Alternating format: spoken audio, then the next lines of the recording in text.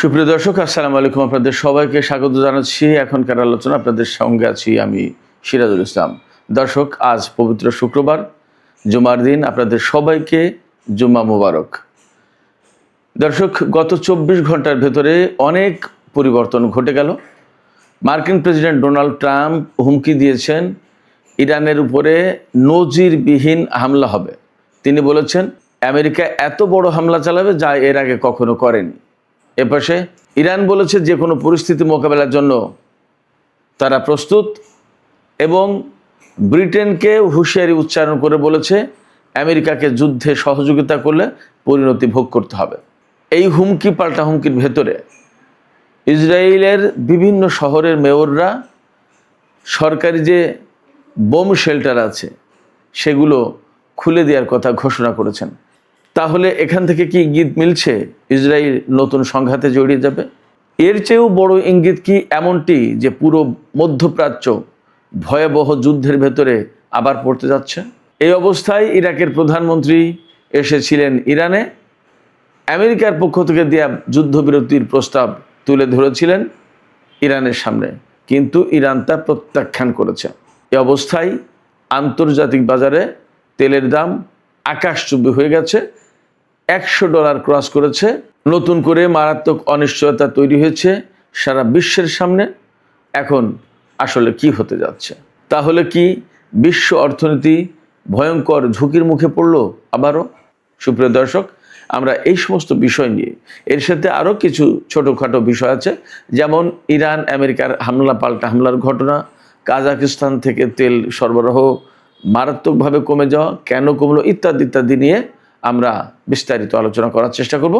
আশা করি আলোচনা খুবই ভালো লাগবে এবং আপনারা শেষ পর্যন্ত সঙ্গে থাকবেন। ভিডিও যদি ভালো লাগে তাহলে নিশ্চয়ই লাইক, কমেন্ট, শেয়ার করবেন এবং চ্যানেলটি সাবস্ক্রাইব করে সাথেই থাকবেন। দর্শক, চলুন আমরা মূল আলোচনায় চলে যাই। মার্কিন প্রেসিডেন্ট ডোনাল্ড ট্রাম্প এক্সিওস পত্রিকাকে দেয়া সাক্ষাৎকারে সুস্পষ্ট ঘোষণা দিয়েছেন যে তিনি ইরানের উপরে নজিরবিহীন হামলা চালাতে যাচ্ছেন। ট্রাম্প বলেছেন এত বড় হামলা হবে ইরানের উপর যা এর আগে কখনো হয়নি। তিনি আরও বলেছেন ইরানকে শাস্তি দিয়ে এখনও শেষ হয়নি, ইরান এখনও আসল শাস্তির মুখে পড়েনি। তিনি বলেছেন আমি ইরানের বিরুদ্ধে যে ভয়াবহ হামলা চালাতে যাচ্ছি সেই ব্যাপারে সিদ্ধান্ত চূড়ান্ত করার একেবারে কাছাকাছি। যে কোনো মুহূর্তে এই সিদ্ধান্ত চূড়ান্ত হবে এবং ইরানের উপরে ভয়াবহতম হামলা হবে। প্রশ্ন হচ্ছে আমেরিকা এই রকমের ভয়াবহ হামলা চালানোর আর কি বাকি রেখেছে এবং কি দিয়ে তিনি হামলা চালাবেন? আমেরিকার হাতে সম্ভবত পরমাণু অস্ত্র ছাড়া আর নতুন এমন কোনো অস্ত্র নেই যা আমেরিকা ইরানের উপরে ব্যবহার করেনি। মার্কিন প্রেসিডেন্ট ডোনাল্ড ট্রাম্প কিন্তু অনেকদিন ধরেই এই ধরনের হুমকি দিয়ে আসছেন। পৃথিবীর মানচিত্র থেকে ইরানকে মুছে দেবেন, ইরানি সভ্যতা মুছে দেবেন, ইরানের সমস্ত অবকাঠামো ধ্বংস করে দেবেন। এরকমের অনেক অনেক হুমকি দিয়েছেন, কিন্তু কোনোটা বাস্তবায়ন করতে পারেননি।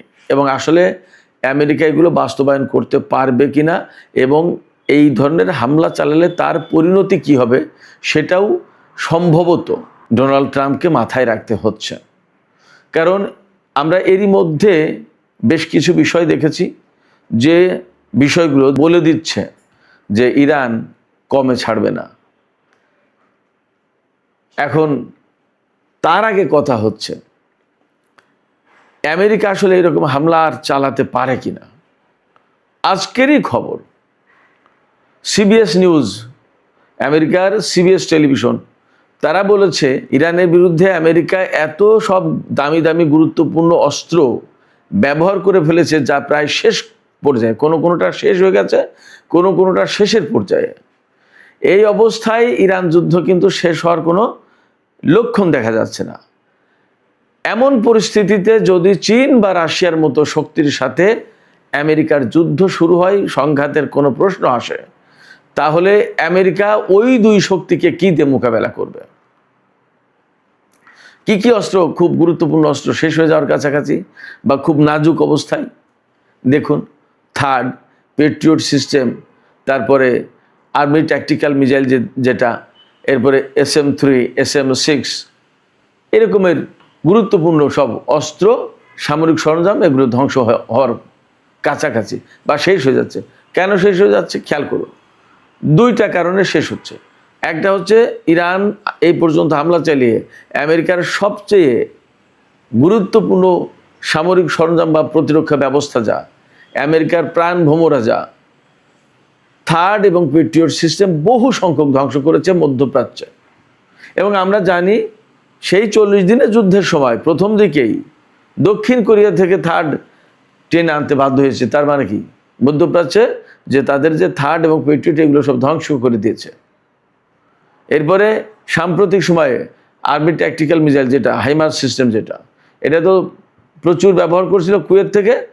কুয়েতে প্রতিদিন ইরান হামলা চালাচ্ছে এবং কুয়েতে মার্কিন যে অবস্থা প্রায় ধ্বংসের কাছে, জর্ডানে একই অবস্থা, কাতারের পরিস্থিতি, বাহরাইনের পরিস্থিতি, মানে মধ্যপ্রাচ্যে আমেরিকার অবস্থা অত্যন্ত নাজুক। মধ্যপ্রাচ্যের ঘাঁটিগুলো ব্যবহার করে আমেরিকা এখন ইরানের উপর খুব বেশি বড় কোনো হামলা চালাতে পারবে না, সেই পরিস্থিতি নেই। নট অনলি দ্যাট, IRGCর পক্ষ থেকে আরও একটা গুরুত্বপূর্ণ ঘোষণা দেওয়া হয়েছে। ভারত মহাসাগরে আমেরিকার যে সমস্ত যুদ্ধ জাহাজ মোতায়েন করা আছে, এতদিন ইরানের দক্ষিণ অঞ্চলে বা ইরানের ভিতরে বিভিন্ন সময় এই সমস্ত জাহাজ থেকেই ক্ষেপণাস্ত্র হামলা চালানো হচ্ছিল। IRGC বলছে ভারত মহাসাগরে অবস্থানরত মার্কিন জাহাজগুলোতে ক্ষেপণাস্ত্র শেষ। এখন এই জন্য তারা এই ক্ষেপণাস্ত্র আর ব্যবহার করতে পারছে না। তারা এখন কি করছে, ব্রিটেনের রয়্যাল এয়ারফোর্স ফেয়ারফোর্ড বিমান ঘাঁটি, সেখানে বোমারু বিমান মোতায়েন করেছে, সেখান থেকে ইরানের উপর হামলা চালাবে বা চালাচ্ছে। পরিস্থিতি দেখেন কোথায় গেছে। তার মানে আমেরিকা কিন্তু খুবই নাজুক অবস্থার ভিতরে। এটা আমার কথা না, খোদ মার্কিন গণমাধ্যম CBS নিউজ বলছে। এই অবস্থায় ডোনাল্ড ট্রাম্প এক্সিসের কাছে হুমকি দিচ্ছেন যে ইরানের বিরুদ্ধে তিনি এমন হামলা চালাবেন যে হামলা এর আগে কখনো হয়নি, এবং ইরানকে শাস্তি দিয়ে এখন অনেক বাকি আছে, সব শাস্তি দেওয়া হয়নি। প্রশ্ন হচ্ছে ইরানকে শাস্তি দিতে গিয়ে আমেরিকা নিজেই শাস্তির মুখে পড়ছে কিনা, কারণ পরিস্থিতি আমেরিকার জন্য খুবই সংকটাপন্ন। মধ্যপ্রাচ্যের প্রায় সমস্ত ঘাঁটি শেষ। তাহলে এই পরিস্থিতিতে যা সমস্ত আকার ইঙ্গিত থেকে মিলছে, ইসরায়েলের মেয়ররা বিভিন্ন শহরের বোমা আশ্রয় কেন্দ্র, যখন বোমা মারবে, ক্ষেপণাস্ত্র মারবে ইরান, তখন যাতে লোকজন আশ্রয় কেন্দ্রে যেতে পারে, শেল্টারে যেতে পারে, সেই শেল্টারগুলো খুলে দেওয়ার ঘোষণা দিয়েছে। তার মানে কি? তার মানে হচ্ছে আমেরিকা নিশ্চয়ই ইউরোপের বিভিন্ন ঘাঁটি ব্যবহার করে ইরানের সাথে যুদ্ধে যাচ্ছে, হামলা চালাতে যাচ্ছে, এবং এই হামলায় ইসরায়েল জড়িয়ে পড়বে। এই হামলায় যদি ইসরায়েল জড়িয়ে পড়ে, তাহলে ইরানও ইসরায়েলে হামলা চালাবে, এবং তখন সাধারণ লোকজনকে বাঁচানোর জন্য বোমা শেল্টার খুলে দিতে হবে, এবং দিচ্ছে। এখন এই জায়গায় একটা গুরুত্বপূর্ণ কথা আছে। গুরুত্বপূর্ণ কথা হচ্ছে এই যে ইসরায়েল যদি যুদ্ধে জড়িয়ে যায়, তাহলে এবার পরিস্থিতি আসলে কি দাঁড়াবে। আপনারা সবাই নিশ্চিত থাকতে পারেন, এবার যদি আমেরিকা এবং ইসরায়েল দুইজন একসাথে ইরানের বিরুদ্ধে যুদ্ধ করে, তাহলে সমূহ আশঙ্কা আছে তারা পরমাণু অস্ত্র ব্যবহার করবে, এমন একটা আশঙ্কা আছে। আর যদি পরমাণু অস্ত্র ব্যবহার না করে, তাহলে তারা মরণ কামড় দেওয়ার তো চেষ্টা করবে, কিন্তু ইরান ভয়াবহ রকমের পাল্টা ব্যবস্থা নেবে। সেক্ষেত্রে ইসরায়েল সবচেয়ে বিপদে পড়বে। ইরান কিন্তু আগেই ঘোষণা দিয়ে রেখেছে, ইসরায়েল যদি এই যুদ্ধে জড়ায় আর কখনো ইরানের উপরে হামলা চালায়, তাহলে ইরান অন্তত 500 খাইবার শেখান হাইপারসনিক ক্ষেপণাস্ত্র ইসরায়েলের উপরে মারবে। এক একটা খাইবার শেখান হাইপারসনিক ক্ষেপণাস্ত্রে 1.5 টন ওয়ারহেড বহন করতে পারে। 500 ক্ষেপণাস্ত্র যদি ইসরায়েলের উপর আঘাত আনে, তাহলে কি পরিস্থিতি দাঁড়াবে আপনারা ভাবুন। এবার খাইবার শেখান ক্ষেপণাস্ত্র যেহেতু হাইপারসনিক, এই হাইপারসনিক ক্ষেপণাস্ত্র ঠেকানোর মতো অবস্থা আমেরিকা ইসরায়েল কারোরই নেই। তাহলে পরিস্থিতি কোথায় যাবে? ইসরায়েলের অস্তিত্ব এবার আসলেই সংকটের মুখে পড়বে। এছাড়া আমেরিকা যদি ইরানের উপর এই রকমের ভয়াবহতম হামলা চালাতে যায় বা চালায়, তাহলে ইরান কি বলছে, ব্রিটিশ ঘাঁটি, বুলগেরিয়ার ঘাঁটি বা ইউরোপের কোনো কোনো দেশের ঘাঁটি ব্যবহার করবে। ইরান সরাসরি বুলগেরিয়া এবং ব্রিটেনকে, লন্ডন সরকারকে পরিষ্কার করে হুঁশিয়ারি উচ্চারণ করেছে, সুস্পষ্টভাবে বলে দিয়েছে যে তোমাদের ঘাঁটি ব্যবহার করে যদি ইরানের বিরুদ্ধে আমেরিকা হামলা চালায় তাহলে তোমাদের বিরুদ্ধে ব্যবস্থা নেওয়া হবে। ইরান পরিষ্কার করে বলেছে যে দেশ থেকে ইরানের উপরে হামলা চালাবে আমেরিকা, সেই দেশের বিরুদ্ধে ব্যবস্থা নেওয়া হবে, ধরে নেওয়া হবে ওই দেশ আমেরিকাকে যুদ্ধে সহযোগিতা করছে এবং ওই দেশ আমেরিকার পার্টনার, তার উপরে হামলা চালানো হবে। ব্রিটেন যদি এই কাজ করে তাহলে ইরান কি দিয়ে হামলা চালাবে? আমি গতকালকের ভিডিওতেও সম্ভবত বলেছি যে ইরান খুব অল্প 2-4 দিনের ভেতরেই 5,500 কিলোমিটার পাল্লার ক্ষেপণাস্ত্র পরীক্ষা করেছে। এবং আমি বুঝতে পারছি, আমি আগেই বলেছি এই কারণে যে এই ক্ষেপণাস্ত্র ব্যবহার করার প্রয়োজন হবে ব্রিটেনের বিরুদ্ধে। ব্রিটেনের যে নতুন সরকার, নতুন প্রধানমন্ত্রী, তিনি সম্ভবত ডোনাল্ড ট্রাম্পকে হেল্প করবেন। ডোনাল্ড ট্রাম্পকে যদি তিনি হেল্প করেন তাহলে অবধারিতভাবে ব্রিটেনের বিরুদ্ধে ইরানকে যুদ্ধে জড়িয়ে যেতে হবে। যদি তাই হয় তাহলে দূরপাল্লার ক্ষেপণাস্ত্রের প্রয়োজন আছে, সেই ব্যবস্থায় হয়তো ইরান করে ফেলল। এবং শুধু তাই না, দিয়াগো গার্সিয়া ঘাঁটি থেকে হামলা চালাতে পারে। ব্রিটিশ ঘাঁটি, এটা ব্রিটিশের অধীনে, বাট সেখানে আমেরিকার ব্যাপক উপস্থিতি। এই ঘাঁটি যদি ব্যবহার করে তাহলে ইরান সেখানে হামলা চালাবে, তখন তার দূরপাল্লার ক্ষেপণাস্ত্র প্রয়োজন হবে, সেটার ব্যবস্থা করলো। এছাড়া ইরানের হাতে হাইড্রোজেন বোমা এবং 14,000 কিলোমিটার পাল্লার ক্ষেপণাস্ত্র আছে। এই সমস্ত খবর কিন্তু আগেই বের হয়েছে। অতএব ইরান ভালোভাবেই প্রস্তুত আছে। নট অনলি দ্যাট, এই জায়গায় প্রশ্ন এসে যাবে, ব্রিটেন যদি আমেরিকাকে সাহায্য করে, বুলগেরিয়া যদি আমেরিকাকে হামলা চালানোর জন্য সাহায্য করে বিমান ঘাঁটি দিয়ে, তাহলে ইরানকে এই সমস্ত দেশে হামলা চালাতে হবে বা চালাবে। যদি তাই চালায় তাহলে নেটো দেশগুলো জড়িয়ে যাচ্ছে কিনা সেই আশঙ্কা ব্যাপক। এই জায়গা থেকেই কিন্তু এই আশঙ্কা আসছে যে তাহলে রাশিয়া এবং চীন এই যুদ্ধে জড়িয়ে যেতে পারে কিনা। এরই মধ্যে কিন্তু আমেরিকা কঠিনভাবে রাশিয়ার বিরুদ্ধে অভিযোগ তুলেছে যে মধ্যপ্রাচ্যের সিআইএর ঘাঁটিগুলো যে ইরান ধ্বংস করে দিয়েছে। ইরান এত এত radar system, early warning system, এত এত বিমান ধ্বংস করলো, ঘাঁটি ধ্বংস করলো, একদম পিন পয়েন্ট অ্যাকুরেসিতে হামলা চালাচ্ছে। কিভাবে করছে? এটা কি ইরানের প্রযুক্তি, ইরানের সক্ষমতা, নাকি রাশিয়া গোয়েন্দা তথ্য দিয়ে, স্যাটেলাইট দিয়ে এবং সিস্টেম দিয়ে তাকে এই হেল্প করছে? আমেরিকা বারবার অভিযোগ করছে, খুব স্ট্রংলি অভিযোগ করছে যে রাশিয়া দিচ্ছে এবং এ ব্যাপারে তদন্ত হচ্ছে। যদি তাই হয় তাহলে কি হবে? এবং আপনাদেরকে আমি আর একটা কথা বলে রাখি, ইউরোপের যে সমস্ত দেশের সাথে রাশিয়ার শত্রুতা, তার ভিতরে সবচেয়ে কড়া শত্রুতা, বেশি শত্রুতা হচ্ছে ব্রিটেনের সাথে।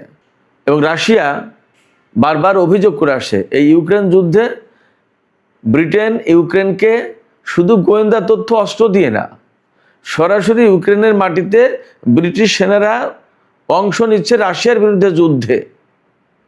অর্থাৎ ব্রিটিশ সেনারা রাশিয়ার বিরুদ্ধে যুদ্ধ করছে, রাশিয়া এইরকম অভিযোগ করে আসছে বহুদিন থেকে।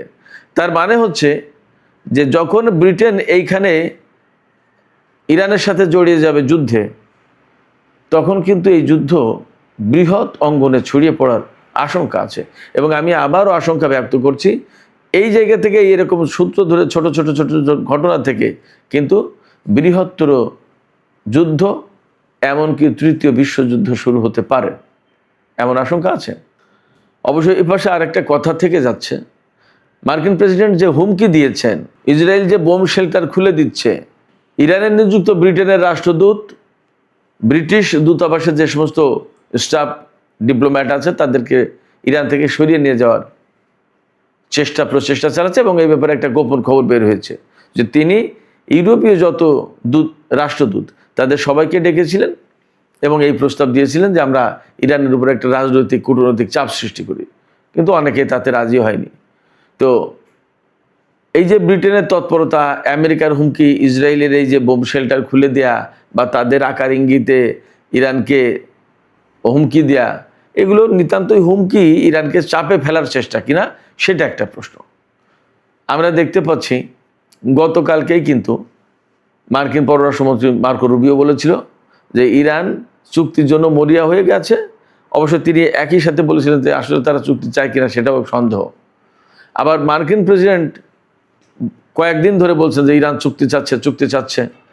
আবার তিনি যুদ্ধের হুমকি দিচ্ছেন। ইরাকের প্রধানমন্ত্রীকে আমন্ত্রণ জানিয়ে তার মাধ্যমে আলী আল জাইদির মাধ্যমে ইরানের কাছে যুদ্ধবিরতির প্রস্তাব পাঠিয়েছে। কিন্তু ইরান সেই যুদ্ধবিরতির প্রস্তাব গ্রহণ করেনি, বলেছে যে না, আমরা কোনো অস্থায়ী যুদ্ধবিরতির দিকে যাব না, আমরা একেবারে চির অবসান ঘটবে যুদ্ধের এইরকম একটা অবস্থা দিকে যেতে চাই। তাতে তারা যদি সেই রকম চুক্তি করতে চায় দেন হবে, আদারওয়াইজ যুদ্ধের ভেতর দিয়েই ফয়সালা হবে। এবং ইরানের পক্ষ থেকে মোটামুটি এখন মোটা দাগে বার্তা হচ্ছে তারা যুদ্ধবিরতিতে বা আমেরিকার সাথে এই ধরনের কোনো আলোচনা যাবে না, কারণ তারা যখনই আলোচনা যাবে তখনই ইরান এতদিন যে কাজ করেছিল আবার সেটা ফুলফিল করবে, অর্থাৎ আবার তারা গুছিয়ে নিতে পারবে।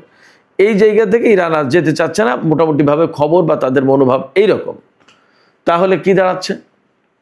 তাহলে দাঁড়াচ্ছে মধ্যপ্রাচ্যে সম্ভবত যুদ্ধ এইভাবে চলতেই থাকবে। আমেরিকাকেই তার পথ বেছে নিতে হবে। সেই জায়গায় হয় তাকে পরমাণু অস্ত্র ব্যবহার করতে হবে, আর না হলে তাকে যুদ্ধ বাদ দিয়ে সরে যেতে হবে। এছাড়া বিকল্প আর কোনো অস্ত্র নেই যা ব্যবহার করে তারা ইরানকে হারাতে পারবে। ইরান অসম্ভব রকমের অ্যাডামেন্ট অবস্থা আছে এই মুহূর্তে। যখন এই রকম পরিস্থিতি, তার মানে ইরান খুব শক্ত অবস্থান আছে যে তারা কোনো আলোচনা অথবা সোকল্ড যুদ্ধবিরতি, শান্তির উদ্যোগ এই সমস্ত দিকে আর মনে হয় যাবে না। যদি তাই না হয় তাহলে ইরান তার প্রস্তুতিটা ওইভাবে নিয়েই তারপরে এই অবস্থানে গেছে। এই অবস্থায় বিশ্ববাজারে কিন্তু তেলের দাম আবার নতুন করে বেড়েছে। আজকের বাজারের খবর হচ্ছে ব্রেন্ট ক্রুড অয়েল, যেটা প্রতি ব্যারেল $100 পার হয়ে গেছিল, একটু কমে $100 এসেছে। আর ওয়েস্ট টেক্সাস ইন্টারমিডিয়েট যেটা, সেটা $90 উপরে। তেলের দাম যখনই বেড়ে যাচ্ছে বিশ্ব অর্থনীতি ক্ষতিগ্রস্ত হচ্ছে, অস্থিতিশীল হয়ে যাচ্ছে এবং সারা বিশ্বে চাপ পড়বে, আমাদের উপরে চাপ পড়বে, তাতে কোনো সন্দেহ নেই। হরমুজ প্রণালী এবং বাব আল মানদেব প্রণালী একেবারে আটকা। এর ভিতরে নতুন খবর হচ্ছে কাজাখস্তান থেকে প্রতিদিন তেল উত্তোলন হয় প্রায় 20 লাখ ব্যারেল, আর সেই তেলের প্রায় 16 থেকে 17 লাখ প্রতিদিন রপ্তানি হয়। এবং কাজাখস্তানের তেলের প্রায় 80% বেশি একটা পাইপলাইন দিয়ে রপ্তানি হয়। সেই পাইপলাইনটা কাস্পিয়ান সাগর থেকে রাশিয়ার দিকে গেছে এবং কৃষ্ণ সাগরের তীরে গেছে সম্ভবত। এই পাইপলাইনটা ক্ষতিগ্রস্ত হয়েছে ইউক্রেনের হামলায়, আরও মেনটেন্যান্স আরও বিভিন্ন রকমের সংকট আছে, যার কারণে এই পাইপলাইন দিয়ে এখন তেলের রপ্তানি অনেক অনেক কমে গেছে। বিশ্ববাজারে আরেক চাপ সৃষ্টি হয়েছে। তার মানে দাঁড়াচ্ছে আমরা এই মুহূর্তে এত বেশি অনিশ্চিত অবস্থার ভেতরে তেল গ্যাসের দিক দিয়ে সারা বিশ্বের মানুষ, এতটা অনিশ্চয়তা 40 দিনের যুদ্ধের সময় হয়নি। সেক্ষেত্রে আমি মনে করি, আমি আবারও বলি যে গুরুত্বপূর্ণ রাষ্ট্রগুলোর বা আমাদের বাংলাদেশ সরকারের পক্ষ থেকেও এই ব্যাপারে ডিপ্লোম্যাটিক ইনিশিয়েটিভ অর্থাৎ কূটনৈতিক উদ্যোগ নেওয়া দরকার, যেখান থেকে একটা ভালো রেজাল্ট আসতে পারে, যুদ্ধের অবসান ঘটতে পারে। যুদ্ধের অবসান না ঘটলেও অন্তত তেলের প্রবাহ ঠিক রাখা যায় কিনা তার একটা ব্যবস্থা করার চেষ্টা করা উচিত। এখানে আমেরিকা যতক্ষণ পর্যন্ত হরমুজ প্রণালীতে ইরানের কর্তৃত্ব মেনে না নেবে, অর্থাৎ হরমুজ প্রণালীর ব্যবস্থাপনার দায় দায়িত্ব ইরানের উপরে থাকবে, এটা যতক্ষণ পর্যন্ত আমেরিকা মেনে না নেবে ততক্ষণ পর্যন্ত হরমুজ প্রণালী ইরান খুলে দেবে না। এটা ইরানের অবস্থান একদম পরিষ্কার বোঝা যাচ্ছে। তো বিশ্বের অর্থনীতি এবং তেলের বাজার যদি ঠিক রাখতে হয় তাহলে বাস্তবতা আমেরিকাকে বিশ্ব নেতৃবৃন্দকে বুঝতে হবে। সুপ্রিয় দর্শক, এখনকার আলোচনা শেষ করব, তার আগে ফিলিস্তিনের একটু সামান্য খবর দিয়ে শেষ করি। ফিলিস্তিনের পশ্চিম তীরের একটি গ্রামে ইসরায়েলি যে সমস্ত অবৈধ বসবাসকারী রয়েছে তারা ফিলিস্তিনিদের উপর হামলা চালিয়েছিল এবং ফিলিস্তিনিরা সেখানে তাদের বিরুদ্ধে প্রতিরোধ গড়ে তুলেছিল। তাতে সেখানে গোলাগুলি হয়, বেশ বড় সংঘর্ষ হয়। সেই জায়গায় এক ইসরায়েলি নিহত হয়েছে এবং 4 জন সম্ভবত বা 8 জন আহত হয়েছে। তাৎক্ষণিকভাবে ইসরায়েলি সেনারা ফিলিস্তিনিদের বিরুদ্ধে যুদ্ধ শুরু করে এবং গোলাগুলি করে 4 ফিলিস্তিনিকে হত্যা করেছে এবং আরও বেশ কিছু আহত। সেখানে প্রচুর সংখ্যক ইসরায়েলি সেনা মোতায়েন করা হয়েছে নতুন করে এবং ইসরায়েলের প্রধানমন্ত্রী থেকে শুরু করে অর্থমন্ত্রী, সব পর্যায়ের মন্ত্রী এই নিয়ে বিবৃতি, বক্তব্য, নানান রকমের কথাবার্তা বলছে। তার মানে আশঙ্কা করা হচ্ছে পশ্চিম তীরে আবার গাজার মতো একটা বড় অভিযান হয়তো ইসরায়েল চালাতে যাচ্ছে এমন আশঙ্কা জোরালো। দেখা যাক পরিস্থিতি কোথায় যায়। তো সুপ্রিয় দর্শক, এখনকার আলোচনা এখানে শেষ করতে চাইছি। আলোচনা শেষের আগে আপনাদের কাছে প্রশ্ন রাখি, আপনারা কি ভাবছেন? মার্কিন প্রেসিডেন্ট ডোনাল্ড ট্রাম্প ইরানের বিরুদ্ধে যে চরমতম হামলা চালানোর হুমকি দিয়েছে, তিনি কি আসলে এটা বাস্তবায়ন করতে পারবেন কিনা, এবং এইরকম হামলা হলে ইরান আসলে প্রতিরোধ গড়ে তুলতে পারবে কিনা, নাকি এই হুমকি শুধুই মাত্র হুমকি, ইরানকে যুদ্ধবিরতি চুক্তিতে বাধ্য করানোর চেষ্টা করা হচ্ছে? আসলে কি আপনাদের মতামত জানিয়ে কমেন্টে লিখতে পারেন। আর ভিডিও ভালো লাগলে আবারও বলি, লাইক কমেন্ট শেয়ার করবেন এবং চ্যানেলটি সাবস্ক্রাইব করে সাথেই থাকবেন। দর্শক, এখনকার আলোচনা এখানে শেষ করতে চাচ্ছি। আপনারা সবাই অনেক অনেক ভালো থাকুন। আল্লাহ হাফেজ।